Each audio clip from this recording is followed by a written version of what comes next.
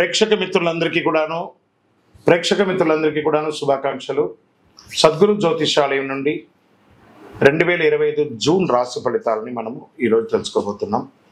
మా ఛానల్ ద్వారా చూస్తున్నటువంటి ప్రతి ప్రేక్షక మిత్రులు కూడా మీకు అమూల్యమైనటువంటి సమయాన్ని ఇచ్చేసి చూస్తున్నారు కానీ కాస్త like and subscription and share చేస్తే మాకు ఇంకో కొంచెం ఎంకరేజ్మెంట్గా ఉంటుంది. రైట్, జ్యోతిష్ శాస్త్రీత్యా ద్వాదశ రాశుల్లో ముందుగా మొట్టమొదటిది మేషరాశి.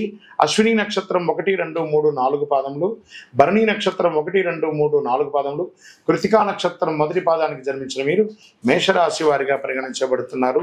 ఈ జూన్ నెల మీకు శుభాశుభ ఫలితాలు ఎలా ఉన్నాయి? గోచార గ్రహస్థితులను బట్టి లగ్నంలో శుక్రుడు, ద్వితీయంలో రవి బుధుడు, తృతీయంలో గురువు, చతుర్థంలో కుచుడు, పంచమంలో కేతువు, షష్టమంలో గురువు, భాగ్యస్థానంలో రాహువు, వ్యయస్థానంలో శని గ్రహాలన్నీ కూడా ఇలా ఉన్నాయి.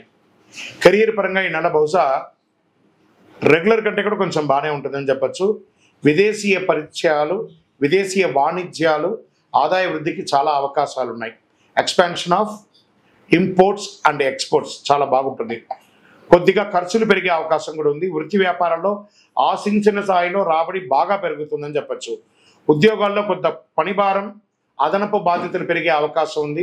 మీరు కోరుకున్న చోట ఈ ట్రాన్స్ఫర్స్ కానీ ఇంక్రిమెంట్స్ కానీ ఇంకొక 1 మంత్ వెయిట్ చేయండి, తప్పకుండా అవకాశాలు వస్తాయి.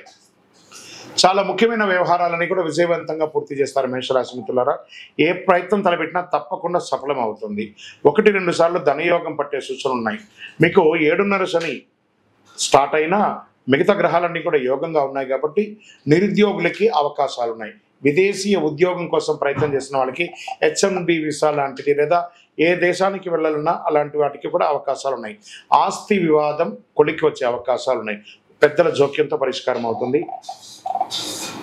నెల ప్రారంభంలో కుటుంబంలో బంధుమిత్రులతో విభేదాలు, భార్యాభర్తల మధ్య విభేదాలు ఒకదానికొకటి కూర్చొని మాట్లాడుకుంటే సర్దుబాటు అవుతుంది.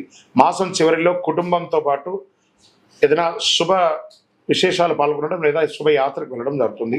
నూతన ఉద్యోగం కోసం ప్రయత్నం చేసే వాళ్ళకి ఇది మంచి సమయం. వివాహం కాని వారికి ఇది ఒక మంచి సమయం అని చెప్పండి. మంచి రాజకుమారుడు రాబోయే అవకాశాలు. విద్యార్థులు కొద్ది శ్రమతో అద్భుతమైన ఫలితాలు సాధిస్తారు.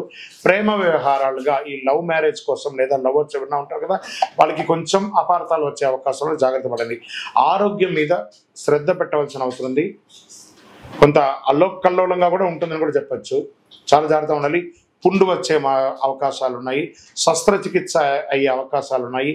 లివర్ ఇలాంటివి కూడా కొంచెం చెక్ చేసుకుంటే మంచిది. రాజకీయ నాయకులకి 70-30గా ఉంది. ప్రజాక్షేత్రం వెళ్ళేటప్పుడు జాగ్రత్తగా ఉండండి. దస్తావేజులు, మీకు విలువైనటువంటి దస్తావేజులని జాగ్రత్త పరచుకోండి.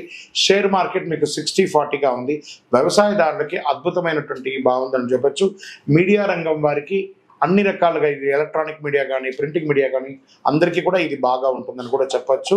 ఐటీ రంగం వారికి యాజ్ యూజువల్ స్ట్రెస్ బట్ గుడ్గా ఉంటుంది. ఈ నెల మీకు అదృష్టమైనటువంటి రోజులు జూన్ 2, 4, 6, 12వ తారీఖులో. అదృష్ట సంఖ్య 3, 5, 7. చంద్రాష్టమం ఇవన్నీ కూడా మంచిగా ఉన్నప్పుడు చంద్రాష్టమం ఉంటుంది కదా. జూన్ 9 నుండి 11వ తారీఖు వరకు చంద్రాష్టమం ఉంటుంది. ఈ 2.5 రోజులు సంతకం పెట్టేటప్పుడు లేదా వాహనం నడిపేటప్పుడు, ఇతరులతో మాట్లాడేటప్పుడు నోరు అదుపులో పెట్టుకొని చెయ్యండి. జాగ్రత్తగా ఉండి 1సారికి 4 సార్లు ఆలోచించి చెయ్యండి. మరి దీనికి ఏమైనా పరిహారం ఏమైనా ఉందా ఈ నెల అని అనుకుంటే, సుబ్రహ్మణ్య స్వామి వారి ఆరాధన చేయడం, సుబ్రహ్మణ్య స్వామికి పాలాభిషేకం చేయడం, సుబ్రహ్మణ్య స్వామి దేవాలయంలో ఒక 19 ప్రదక్షిణాలు చేయడం, సుబ్రహ్మణ్య భుజంగం అనే ఒక మంత్రాన్ని ఎప్పుడు పారాయణం చేస్తూ జపం చేస్తూ ఉండడము, ఇది మీకు చాలా మంచిది. మంచి వేసవి కాలం కదా, చలివేంద్రాలు ఏర్పాటు చేయండి. పేదవాళ్ళకి గొడుగు లేదా చెప్పులు ఇవ్వండి. ఇంకను సకల దోషాలు తొలగండి. అతి శక్తివంతమైనటువంటి కరుంగాళి మాలను ధరించండి. ఒరిజినల్ కరుంగాళి మాలను ధరించండి. ఏదో ఒక దేవాలయానికి సంబంధించింది కాదు, ఇది ప్రతి చోట తయారవుతుంది. ఇది ల్యాబ్ టెస్ట్ చేసి పూజ చేసినటువంటి మాలనే ధరించండి. మీ యొక్క వయస్సు సంఖ్య ఎంత ఉందో అన్ని దీపాలు మీ ఇంటి ఇలవేలుపు దేవాలయంలో వెలిగించండి. విజయోస్తు.